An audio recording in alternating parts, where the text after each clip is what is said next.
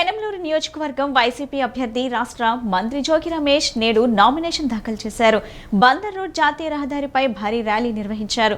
Party శ్రేణులు, అభిమానులు, కార్యకర్తలతో కలిసి ర్యాలీగా పెనంలూరు ఎంఆర్ఓ కార్యాలయానికి చేరుకొని నామినేషన్ దాఖలు చేశారు. ఈ రాష్ట్రంలో అభివృద్ధి, సంక్షేమం వైసీపీతోనే సాధ్యమని అన్నారు. ముఖ్యమంత్రి జగన్మోహన్ రెడ్డి నాయకత్వంలో రాష్ట్రం అన్ని రంగాల్లో పురోగాభివృద్ధి చెందుతుందన్నారు. ప్రజలు జగన్ వెంటే ఉన్నారన్నారు. రాబోయే ఎన్నికల్లో పెనంలూరులో ఘన విజయం సాధిస్తామని ధీమా వ్యక్తం చేశారు.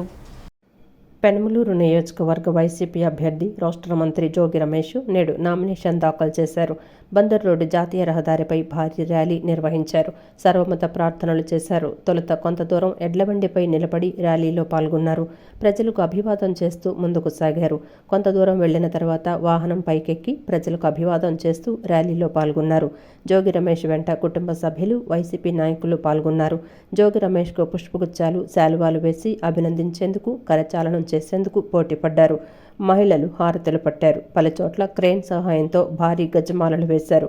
యువకులు, మహిళలు, కార్యకర్తలు జోగి రమేష్, సీఎం జగన్ చిత్రాలతో కూడిన ప్లకార్డులు చేతపట్టి నినాదాలు చేస్తూ, నృత్యాలు చేస్తూ ర్యాలీలో సందడి చేశారు. డప్పు వాయిద్యాలు, తీన్మార్, వివిధ వాయిద్య కళాకారులు ర్యాలీలో పాల్గొన్నారు. రోడ్డుకి ఇరువైపులా ఉన్న ప్రజలు, అభిమానులకు జోగి రమేష్ అభివాదం చేస్తూ ర్యాలీలో పాల్గొన్నారు. పార్టీ శ్రేణులు, అభిమానులు, కార్యకర్తలతో కలిసి ర్యాలీగా పెనమలూరు ఎంఆర్ఓ కార్యాలయానికి చేరుకొని నామినేషన్ దాఖలు చేశారు.